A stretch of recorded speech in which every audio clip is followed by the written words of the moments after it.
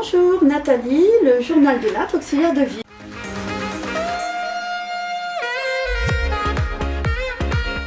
Alors aujourd'hui c'est une vidéo un peu spéciale, très spéciale, parce qu'il y a maintenant pratiquement un an jour pour jour, je crée cette chaîne YouTube avec Georges, mon ami Georges. Nous avons fait pas mal, une quarantaine de vidéos ensemble.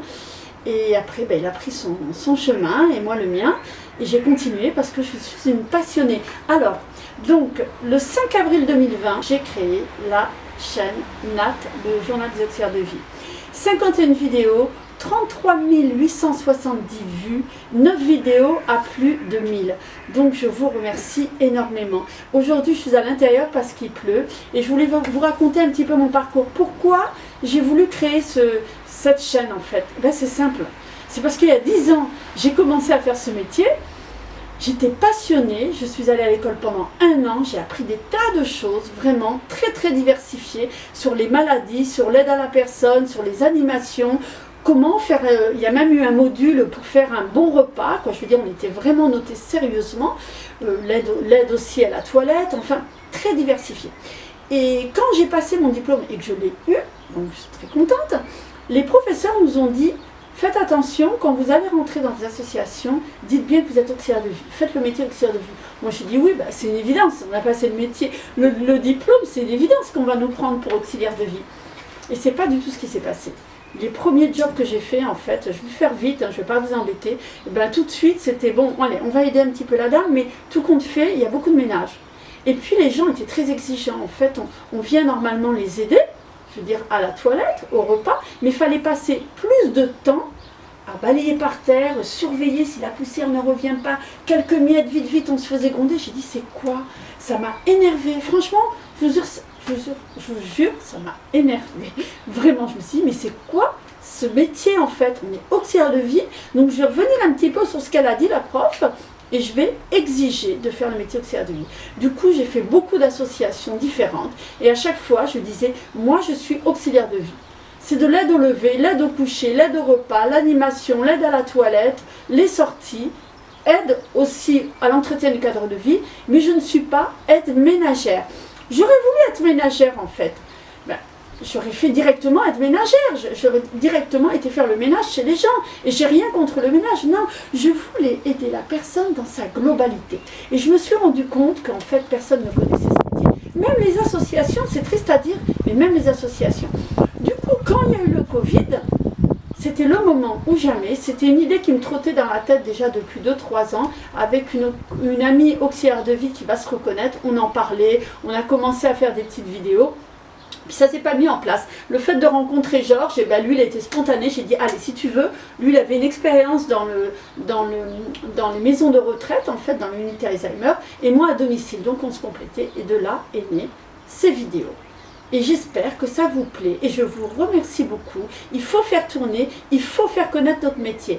Donc, je vous montre un petit peu, là je suis, voilà, comment je travaille. C'est qu'en fait, moi je travaille à côté, je suis auxiliaire de vie, maintenant en CESU, et un peu d'une association, mais particulièrement en CESU. Donc je fais comme vous, des va-et-vient, tac, là, voilà, je suis assez occupée, mais je prends du temps pour vous, pour faire connaître notre métier. Donc j'ai mes fiches. Voilà, j'ai mes fiches là, j'ai mes crayons, j'ai mon cahier où je tiens le journal, j'ai mon micro, j'ai mon thé, j'ai plein de choses, mais je prends vraiment du temps, je fais des recherches, je vais sur YouTube, je vais sur les réseaux sociaux, je regarde de quoi on parle, ce qui se fait en ce moment, manifestations, pétitions, et j'essaie de vous en parler pour vous faire partager, que vous partagez autour de nous, parce que c'est de ce moyen-là, la seule manière en fait, que le métier va bouger, tout simplement. Alors, j'ai pas fait d'études pour le journalisme, pour les interviews. J'ai commencé à interviewer des gens. Je vais continuer. J'irai interviewer des personnes âgées. J'ai fait aucune étude là-dedans. C'est du spontané. J'ai vu que sur certaines vidéos, on me dit ouais, c'est pas vraiment ça. Oui, c'est vrai. Parfois, j'emploie pas les bons termes, mais j'essaie vraiment de m'informer au maximum. Peut-être parfois, je loupe des choses ou je m'exprime mal. Je m'en excuse. Mais en fait, je crois que je suis la première sur YouTube à faire des vidéos. Toutes les semaines, quasiment toutes les semaines, puisqu'on en est à 50, j'en suis à 51 vidéos. Les premières étaient avec Georges, et je continue, et je suis très motivée, parce qu'il y a beaucoup de choses à dire. Mais je voudrais vous raconter l'histoire, en fait, du métier d'auxiliaire de vie. Alors, ce métier, il a évolué depuis 1950. Alors les premiers services d'aide ménagère pour éviter l'hospitalisation, ça a commencé en 1950 en fait.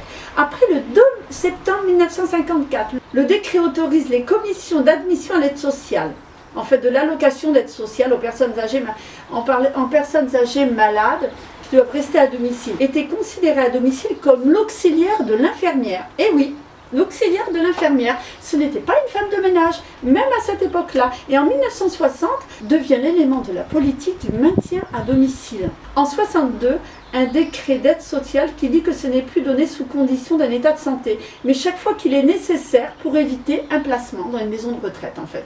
C'est en 83 que le métier d'aide ménagère connaît sa première définition. Accomplir un travail naturel, moral et social. On ne parle pas de ménage dans tout ça, je ne sais pas si vous vous en rendez compte, on n'a pas encore parlé de ménage. En 1988, le premier certificat d'aptitude à la fonction d'aide à domicile est né, c'est-à-dire CAFAD. Alors c'est le début de la profession, de la motivation du métier. Et en 2002 est créé le DEVS que vous connaissez toutes. Depuis, il y a un sondage de 2019, donc qui n'est pas très récent, mais ça va vous donner une idée approximative, 177 000 AVS. 20% de la population de plus de 65 ans, 85% des Français désirent rester chez eux. Ben, ça veut tout dire. Ça veut dire que ce métier, on en aura besoin tout le temps. De plus en plus, on va en avoir besoin. C'est pour ça qu'il est temps de faire bouger les choses et que les choses bougent. Notre métier d'auxiliaire de vie est mis en valeur. Tous les ans, ça change, ça modifie, ça vient. Alors je sais qu'on n'est pas content, que le salaire ne suit pas, que c'est clair, ça on en a assez parlé, mais ça commence à venir. De partager ces vidéos, de faire connaître ce métier. Si vous avez des idées de sujets, n'hésitez pas à m'écrire et à m'envoyer ça par mail ou sur YouTube, il n'y a pas de souci. Moi je suis ouverte à plein de sujets. J'essaie de diversifier au maximum puisque j'ai quand même 10 ans de métier, donc aussi bien en EHPAD qu'à domicile et maintenant en CESU. Mais vous pouvez aussi avoir vos idées à vous ou des sujets justement à parler parce qu'il est temps qu'on en parle de plus en plus, qu'on fasse tourner. Et justement, il y a plein de nouvelles associations. J'ai même vu il n'y a pas longtemps sur Facebook qu'il y a même un directeur d'agence à domicile à Balma dans le 31, donc chez moi à Toulouse, qui a parlé pour nous en fait. Et en fait ce monsieur il disait qu'il en avait marre qu'on nous traite d'aide ménagère. Je veux dire, ça bouge énormément, quoi. Moi, je suis ravie. Donc maintenant, moi, j'aimerais bien en vivre de ça. Pour le moment, j'en vis pas du tout, mais pas du tout. Mais si je pourrais être sponsorisée, pourquoi pas, après tout, tourner dans toute la France et dans les dom-toms, je dis oui. Oui, je suis partante. Alors, écoutez, je vous remercie encore. Merci beaucoup pour cette merveilleuse année que j'ai passée. N'hésitez pas à partager les vidéos. Les choses bougent en ce moment énormément. Toujours le sourire, le moral, les couleurs. Et je vous dis à très bientôt. Merci.